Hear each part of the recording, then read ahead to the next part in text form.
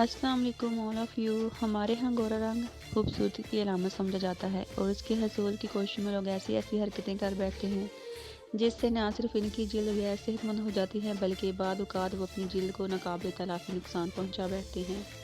انسانی جلد کے رنگ کا انحصار جلد میں پائے جانے والے مادے میلانن پر ہوتا ہے.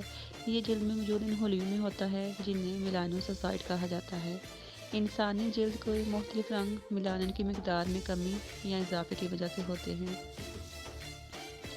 جلد کا رنگ پر مختلف ماحول اور جغرافیہ عوامل اثر انداز ہوتے ہیں. اگر آپ جلد کی کسی بیماری کا شکار ہیں یا آپ کی جلد کے حلیوں میں کوئی ایسی خرابی پیدا ہو گئی ہے جس سے آپ کی رنگت متاثر ہو رہی ہے تو اس کا علاج کرانا بہرحال ضروری ہے.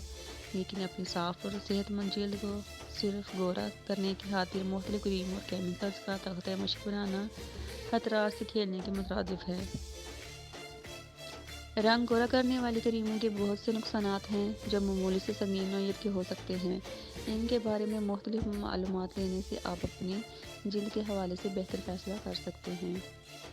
ہاتھ اور پاؤں کو وائٹ کرنے کے حوالے سے ایک کریم بنانے کا نسخہ بتاؤں گی جس کو استعمال کرنے سے آپ بہت فرق محسوس کریں گے. اس کریم کو بنانے کے لیے آپ کو ایک خالی کنٹینر چاہیے.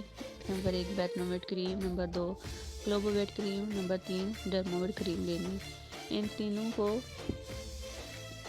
تینوں کریم کو خالی کنٹینر میں ڈال لیں. اس کو آپ نے فورک کے ساتھ اچھی طرح سے مکس کرنا ہے. اس کو اتنا مکس کرنا ہے کہ یہ یکجا ہو جائے اور لیکوڈ شیپ میں آ جائے. مزید اس میں آپ نے گریسلین ایڈ کرنی ہے. گریسلین آپ نے اپنے حساب سے ڈالنی ہے. گریسلین سے آپ کے ہاتھ بہت نرم ہو جاتے ہیں. گریسلین ڈالنے کا مقصد جتنی کریم ہم نے اس میں استعمال کی ہے وہ اکٹھی ہو جائے تاکہ اچھا رزلٹ ہمیں ملے.